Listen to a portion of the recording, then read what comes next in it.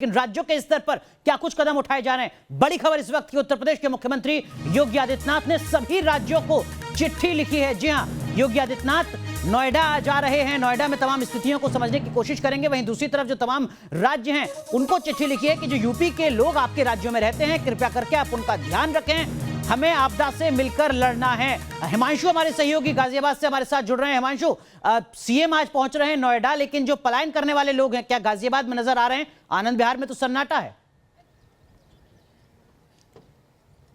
देखिए, कल तक की तस्वीरें थी गाजियाबाद के NH 91 लालकुआ की। हजारों की संख्या में लोग यहाँ थे जो पलायन कर रहे थे। कल शाम 6 बजे तक उनको बसेस प्रोवाइड की गई, लेकिन आज पूरी तरह से बस सर्विस को रोक दिया गया है और सख्ती से पुलिस आज पेश आ रही है उन लोगों से जो बेवजह सड़कों पर निकल रहे हैं। आप तस्वीरें भी देख सकते हैं किस तरह से पुलिस ने पूरी तरह से बैरिकेडिंग की है। अगर कोई भी व्यक्ति बिना वजह सड़क पर है तो उसको रोका जा रहा है, उनसे पूछा जा रहा है। एसेंशियल सर्विसेज जारी हैं, लेकिन बेवजह कोई है तो उनके साथ अब पुलिस लाठी थप्पड़ों से पेश होती नजर आ रही है। और दोनों तरफ बैरिकेडिंग कर दी गई है। NH 91 पर किसी को भी घर से बाहर निकलने के लिए सख्ती से मना कर दिया गया है। लगातार पुलिस ये अपील कर रही है अगर बेवजह आप निकलेंगे तो आपके साथ पुलिस सख्ती से पेश आएगी। उसकी सीधी वजह यह है कि पिछले 2 दिन से जो गाजियाबाद के NH 91 लालकुआ की तस्वीरें थी वो बेहद डराने वाली थी। बिल्कुल, जो हजारों की संख्या में लोग थे वो एक साथ जो यहाँ पर मौजूद थे। कोरोना वायरस का संक्रमण फैलने की सबसे ज्यादा खतरा यहाँ पर था, तो ऐसे में मजबूरन ये कदम उठाना पड़ा और सीएम अब आ ही रहे, तो ऐसे में ये साफ मैसेज है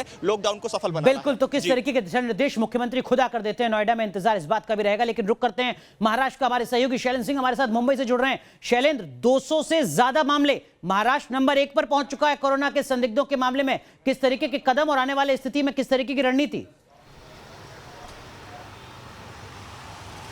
अनुराग, जाहिर तौर पर 215 का मामला पहुंच चुका है कोरोना वायरस पॉजिटिव केसेस का, और इसमें लगातार महाराष्ट्र की बात करें तो लगातार आंकड़े जो हैं वो बढ़ते जा रहे हैं। सबसे बड़ी चिंता का विषय जो था अनुराग वो ये था कि जो मजदूर वर्ग था वो यहाँ से पलायन में लगा था, हालांकि कमी से लेकिन पलायन में लगा था। लेकिन उसके बाद महाराष्ट्र सरकार जो है वो सामने आई। महाराष्ट्र सरकार ने सभी जो महानगर पालिकाएँ हैं, नगर पालिकाएँ हैं, उनको अलर्ट किया और कहा कि उनके जुरिडिक्शन में जो भी इस तरह की घटनाएं हो रही हैं पलायन की, उन्हें रोका जाए, उनके लिए रहने और खाने की पूरा इंतजाम किया जाए। न सिर्फ नगर पालिका और महानगर पालिका बल्कि तमाम ऐसी कंपनियां हैं जो अपना CSR फंड भी रिलीज कर रही हैं इस आपदा से निपटने के लिए, कोरोना वायरस से लड़ने के लिए। महाराष्ट्र की बात करें तो महाराष्ट्र में कल से लेकर आज तक अकेले 12 मामले जो है वो सामने आए हैं। कुल मिलाकर जो मामला है केसेस जो है वो 215 तक पहुंच चुके हैं। ये मामला आगे ना बढ़े इसकी पूरी कोशिश की जा रही है और सबसे ज़्यादा जो पलायन पर नज़र रखा जा रहा है, जो लोग पलायन के मूड में हैं उन्हें कम से कम रोका जाए और उन्हें एक ही जगह पर रोका जाए। और ख़ास बात ये की जा रही है कि महाराष्ट्र के जो ज़िले हैं, एक एक ज़िले को पूरी तरह से बंद कर दिया गया, यानी कि एक ज़िले से दूसरे ज़िले में इंसान नहीं जा सकता। और ये सबसे बिल्कुल, तो 215 से ज्यादा आंकड़ा आगे ना बढ़े इसकी कोशिश लगातार की जा रही है। लाल सिंह फौजदार हमारे सहयोगी जयपुर से जुड़ रहे हैं। राजस्थान में आंकड़े 200 तो नहीं है, राहत की बात है, लगभग 59 मामले हैं लाल सिंह, लेकिन क्या ये झुंझुनू, भीलवाड़ा, जयपुर सिर्फ इन 3-4 जिलों तक सीमित है या दायरा पूरे राजस्थान में नजर आ रहा है? नहीं, देखिए, सबसे संख्या के आंकड़ों पे हम जरूर थोड़ा सब्र कर सकते हैं या कह सकते हैं कि अन्य राज्यों की तुलना में कम है, लेकिन जिस तरह के आंकड़े और जिस एक तरह से कहना कम्युनिटी स्पीड की तरफ इशारा कर रहे हैं वो कहीं ना कहीं हमें खतरे की घंटी का संकेत दे रही है। आप अगर भीलवाड़ा की बात करते हैं तो लगातार कर्फ्यू वहाँ लगा हुआ है।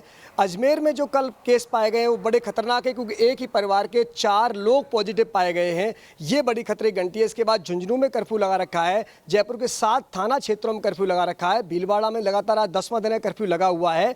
इसके बाद ये तय कर दिया है राजस्थान सरकार ने कि अगर कहीं भी कोई पॉजिटिव केस पाया जाएगा तो उसके 1 किलोमीटर के दायरे में कर्फ्यू लगा दिया जाएगा। ये कदम तो एहतियातन सरकार उठा रही है, लेकिन उन तस्वीरों का क्या करें?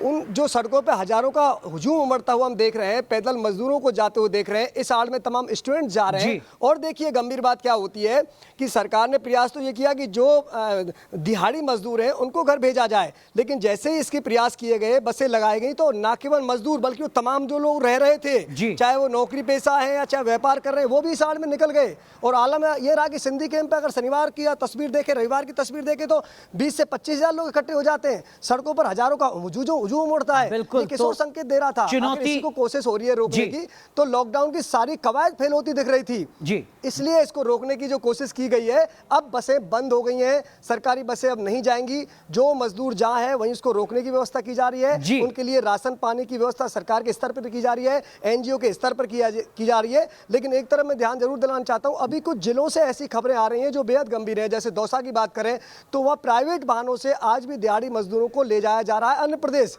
इस पर सख्ती बरतने की बिल्कुल, जरूरत है, तो क्योंकि प्रशासन जब तक को लॉकडाउन- सख्ती बरतनी होगी ताकि आंकड़ा और ज्यादा ना बढ़े। बहुत बहुत शुक्रिया आप चारों का जुड़ने के लिए और अलग अलग जगहों पर किस तरीके की स्थितियां हैं वो तमाम अपडेट्स न्यूज नेशन के दर्शकों तक पहुंचाने के लिए। बड़ी कवरेज लगातार जारी है। रुक रहे हैं कुछ देर के लिए।